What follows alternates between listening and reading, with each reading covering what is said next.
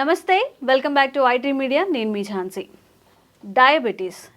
Diabetes గురించి ఎన్ని videos చేసినా కానీ ఇంకా క్వశ్చన్స్ వస్తూనే ఉంటాయి కామెంట్ సెక్షన్లో. ద మోస్ట్ రిక్వెస్టెడ్ కామెంట్ ఏంటంటే రైస్ కంటెంట్ గురించి. చాలా వెరైటీ ఆఫ్ రైసెస్ మార్చమని చెప్తూ ఉంటారు. సింగిల్ పొట్టుతో ఉన్నది అంటే ముడి బియ్యం కానివ్వండి, లేకపోతే ఒక్కసారి సింగిల్ పాలిష్ చేసినవి తినాలని చెప్తూ ఉంటారు. ఈ రైస్ విషయంలో కానీ క్వాంటిటీ విషయంలో కానీ ఎలాంటి జాగ్రత్తలు పాటించాలి, ఈ విషయం తెలుసుకుందాం.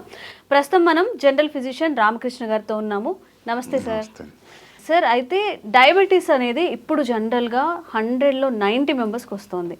అలాంటి వాళ్ళు ఫస్ట్ నుంచి రైస్ కంటెంట్ ఎక్కువగా తీసుకోవడం, ఇప్పుడు equal quantities of curry rice తీసుకోమన్నా మనం రైసే ఎక్కువ తీసుకుంటూ ఉంటాం. మరి సడన్గా రైస్ స్టాప్ చేయండి, లేకపోతే వేరే రైస్కి షిఫ్ట్ అవ్వండి అని చెప్తూ ఉంటారు. ఇది కరెక్టే అంటారా? యాక్చువల్గా డయాబెటీస్ అంటే టైప్ 2 డయాబెటీస్ తీసుకుంటే చేసే పని తక్కువ, తినే తిండి ఎక్కువ అయినప్పుడు వచ్చే జబ్బు అండి అది టైప్ 2 డయాబెటీస్. సో ఇది పూర్తిగా మనుషులు సృష్టించుకున్న జబ్బు. అది జెనెటిక్గా వచ్చిందని రకరకాలుగా చెప్తూ ఉంటారు. అదంతా పెద్ద నాన్ సెన్స్ అండి. సో మనం తినే తిండి చేసే పని కంట ఎక్కువైనప్పుడు ఆ జబ్బు వస్తుంది. ఎక్సెస్ క్యాలరీస్ డంప్ అయినప్పుడు వస్తుంది. అగైన్ ఆ క్యాలరీస్ ఏ రూపంలో వస్తున్నాయి? కార్బోహైడ్రేట్ రూపంలో వస్తున్నాయా, ఫ్యాట్ రూపంలో వస్తున్నాయా, ప్రోటీన్ రూపంలో వస్తున్నాయా? సో మనకి ఏంటంటే ఈ ఆల్కహాల్ ఎలా అయితే ఎడిక్షన్ ఉంటుందో చాలామందికి, అలాగే డ్రగ్స్ ఎడిక్షన్ ఎట్లా ఉంటుందో తిండి కూడా ఒక రకమైన ఎడిక్షన్. టైంకి తినకపోతే మనకి ఏదో జరిగిపోతున్నట్టు ఒక రకమైన అలజడి ఇది వస్తుంది.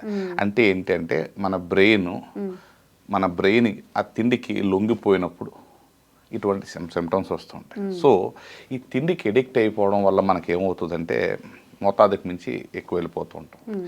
రెండవది, మనం ఈ యుగంలో ఇప్పుడున్న కాలంలో మనం చేసే పనికి నాకు తెలిసి ఒక పూట తిండే చాలా ఎక్కువ. ఒక్క పూట తిని సో 3 పూటలు తినడం అనేది ఇట్స్ కంప్లీట్లీ తప్పు. చెప్తూ ఉంటారు కదా మనం చేసే పని 3 పూటలు ఎవరు తినగలరు అంటే కూలీలు, వ్యవసాయ కూలీలకి 3 పూటల తినే అర్హత ఉంది. ఎవరైతే మానసికంగా అంటే బుర్రతో పనిచేసి శరీరాన్ని సుఖపెడుతున్నారో వాళ్ళందరూ ఒక పూటే, కాదు అంటే 2 పూటలు. సో టైంకి తినకపోతే మనకి ఏదో జరిగిపోతుంది, టైంకి తినకపోతే అనారోగ్యం అనేది పచ్చి అబద్ధం. టైంకి నిద్రపోకపోతే అనారోగ్యం అనేది నిజం. టైంకి తినకపోతే అనారోగ్యం అనేది పచ్చి అబద్ధం. ఫర్ ఎగ్జాంపుల్, ఒక మొక్కను తీసుకుంటే దానికి ఆహారం, గాలి, సూర్యకిరణాలు భూమి నుంచి వచ్చాయి. సూర్యకిరణాలు 365 రోజులు ఒకే టైంకి రావు, ఒకే టైంకి పోవు. కొన్ని రోజులు సూర్యకిరణాలే ఉండవు. శీతాకాలంలో తక్కువ వస్తాయి, వర్షాకాలంలో అసలు రానే రావు, ఎండాకాలంలో ఎక్కువ వస్తాయి. సో కాలానుగుణంగా సూర్యకిరణాలు మారుతుంది. ఆ మొక్క అట్లా అయితేనే బాగా పెరుగుతుంది. అట్లా కాకుండా మనం ప్రతిరోజు 8 అవగానే నీరు పెట్టి ప్రతిరోజు 6 అవగానే సూర్యకిరణాలు పెడితే 365 రోజులు అట్లా చేస్తే ఆ మొక్క సరిగ్గా పూత పూయదు, కాయదు, అవసరం వీలైతే చనిపోతుంది. అట్లానే శరీరం కూడా. రైస్ వరకు వస్తే ఏమవుతుందంటే ఈ రైసు అత్యంత రుచికరమైన పదార్థం. ఇప్పుడు కూరలు మనం వండుకొని ఒక పాలిష్డ్ రైస్ అన్నం తీసుకుని చేత్తో కలుపుకొని తిన్నప్పుడు దానికి వచ్చే రుచి చాలా ఎక్కువ. When compare to brown rice, మిల్లెట్స్తో కానీ పోల్చుకుంటే ఈ వైట్ రైస్కి రుచి ఎక్కువ. సో మనం ఏంటంటే కొంచెం కూర అన్నం, పప్పు అన్నం, సాంబార్ అన్నం, పెరుగన్నం తింటే మొత్తం కేజీ బియ్యం వెళ్ళిపోతాయి. సో దీని మూలాన రెండవది ఏంటంటే రైసు అరుగుదల అనేది చాలా ఫాస్ట్గా జరుగుతుంది. సో త్వరగా మళ్ళీ ఆకలేస్తుంది. సో ఒకటి, తినేటప్పుడు ఎక్కువ తినేస్తాం. 2, త్వరగా ఆకలేస్తుంది, మళ్ళీ తినడానికి ఆస్కారం ఉంటుంది. సో ఒక రకంగా ఎడిక్ట్ అయిపోతాం, దానికి బానిస అయిపోతాం. దాని మూలాన రైస్ మంచిది కాదంటారు. కానీ వాస్తవంగా వైట్ రైస్, బ్రౌన్ రైస్ అలా తీసుకుంటే వైట్ రైస్కి బ్రౌన్ రైస్కి పెద్ద తేడా. ఇన్ఫ్యాక్ట్ వైట్ రైసే మంచిది బ్రౌన్ రైస్ కంటే. కానీ brown rice, white rice head to head చూసుకుంటే బ్రౌన్ రైస్ ఎటువంటి రుచి సరిగ్గా ఉండదు. మనం ఎక్కువ తినమన్నా తినలేము. దాని మూలాన బై ఫోర్స్ మనం తక్కువ తింటాం. దాని మూలాన క్యాలరీస్ తక్కువ వెళ్తే మనిషి అనబడతారు. అది బలం అంటారు కొంతమంది, అది తప్పు. 2, మిల్లెట్స్ ఉంటారు కొంతమంది.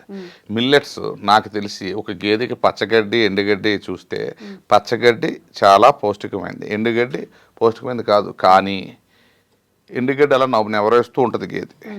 సో నా దృష్టిలో మిల్లెట్స్ కూడా అటువంటివే. సో మిల్లెట్స్కి ఎటువంటి రుచి ఉండదు, ఏమీ ఉండదు. సో మనం బై ఫోర్స్ చాలా తక్కువ తీసుకుంటాం.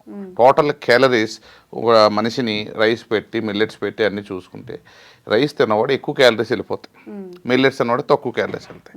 సో క్వాంటిటీ మనం ఫిక్స్ చేసి ఇంతే అన్నం తిను ఇంతే మిల్లెట్స్ తినంటే రైసే బెటర్.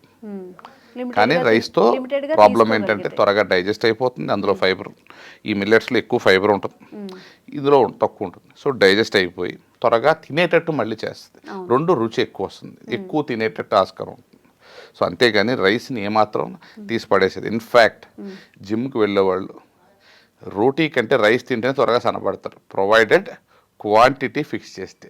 రోటీ తింటే మంచిది సన్నబడతారు అనేది పచ్చి అబద్ధం. ఇన్ఫ్యాక్ట్ రోటీయే ఇంకా క్యాలరీ డెన్స్ రైస్ కంటే. కానీ మనం రోజు రైస్ తినే మనిషి రోటీ తింటే ఎక్కువ తినలేడు, ఎందుకంటే తనకు అలవాటు లేదు కనుక. దాని మూలాన మనిషి సన్నబడతాడు. సో ఎప్పుడు కూడా rice is always better, but quantity మనం ఫిక్స్. ప్రసాదం తిన్నట్టు తినాలి అన్నం, అంతేగాని కొంచెం పప్పు అన్నం, కూర అన్నం, సాంబార్ అన్నం, పెరుగన్నం తీసుకుంటే ఇంకా అలా కేజీబీ వెళ్ళిపోతుంది. రెండోది ఏంటంటే మనం రోజుకి కనీసం 14 నుంచి 16 గంటల పాటు మన కడుపుని ఖాళీగా ఉంచాలి. ఖాళీగా ఉంచడం అంటే ఏంటంటే గ్లూకోజ్ కంటెంట్ ఉన్న ఫుడ్ ఏది వెళ్ళకూడదు. గ్రీన్ టీ తీసుకోవచ్చు, బ్లాక్ కాఫీ తీసుకోవచ్చు, పచ్చి కూరగాయ మొక్కలు తీసుకోవచ్చు. ఆ ఖాళీగా ఉంచడం అంటే they do not come under eating. మనం ఇన్సులిన్ రెసిస్టెన్స్ని, కొవ్వు పేరుకుపోవడం తగ్గించాలంటే శరీరంలో ఇన్సులిన్ లెవెల్ని ఎంత తగ్గించుకుంటే అంత మంచిది. సో ఇన్సులిన్ లెవెల్లో ఎప్పుడు స్టిమ్యులేట్ అవుతుంది, ఎప్పుడు ఉత్పత్తి పెరుగుతుందంటే బ్లడ్లో గ్లూకోజ్ పెరిగితే.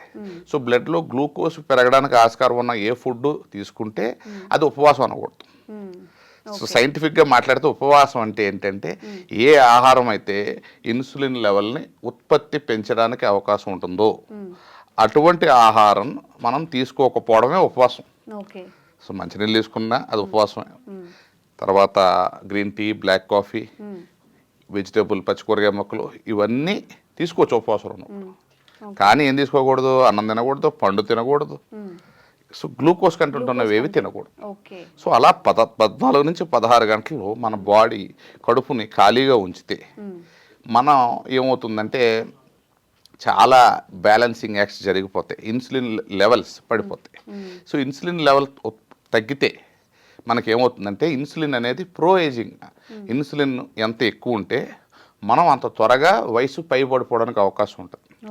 మన ఒంట్లో కొవ్వు పేరుకుపోవడానికి కానీ, రక్తనాళాల్లో కొవ్వు పేరుకుపోవడానికి కానీ, బరువు పెరగడానికి కొన్ని అంటే ఇంకా ఎగ్జాక్ట్ ప్రూఫ్స్ అంటూ లేవు, కానీ క్యాన్సర్ కారకానికి కూడా అధిక ఇన్సులిన్ శరీరంలో ఉంటే క్యాన్సర్ కూడా వచ్చే అవకాశాలు ఉంటాయి. ఓవరాల్గా మనిషి త్వరగా మరణించడానికి ఇన్సులిన్ సహాయపడ. అలా అని చెప్పి ఇన్సులిన్ వల్ల ఉపయోగం లేదా అంటే ఉంది, దాన్ని కొంతవరకు, దాన్ని మోతాదుకి మించి శరీరంలో ఉంటే మనిషి త్వరగా ఈ రోజుల్లో వచ్చే గుండె జబ్బులు, ఊబకాయం, ఈ నరాలకు సంబంధించిన పక్షవాతం ఇవన్నీ కూడా చాలా మందికి వాళ్ళ శరీరంలో ఇన్సులిన్ మోతాదుకి మించి ఉండడం వల్ల జరుగుతుంది. సో మనం ఏం చేస్తున్నామంటే ఆ మూల కారణాలన్నీ పక్కన పెట్టేసి ప్రతిదీ డబ్బుతో మందులతో తగ్గించుకోవడానికి ట్రై చేస్తున్నాం. అది తప్పు. డబ్బుతో ఆరోగ్యాన్ని ప్రతిసారి కొనలేము, మన కష్టంతో కొనాలి. సో మానసికంగా సుఖపడి, శారీరకంగా కష్టపడి, అప్పుడప్పుడు పస్తులు ఉండడం, ఉపవాసాలు ఉండడం మంచిది శరీరానికి. సో ఇదండి డాక్టర్ గారు చెప్తుంది ఏంటంటే ఏదైనా కానీ క్వాంటిటీ మనం ఇంతే తినాలి అని చెప్పి క్వాంటిటీ పరంగా తీసుకుంటే మీరు అన్నం తిన్నా ఓకే, పొట్టు బియ్యంతో తిన్నా ఓకే, ముడి బియ్యంతో తిన్నా ఓకే, బట్ ఎలాంటి క్వాంటిటీ తీసుకుంటున్నాం, ఎన్ని క్యాలరీస్ తీసుకుంటున్నాం అనేది కన్సిడర్ అవుతుందంటే ఈ విషయాన్ని గుర్తుపెట్టుకోండి. Thank you sir.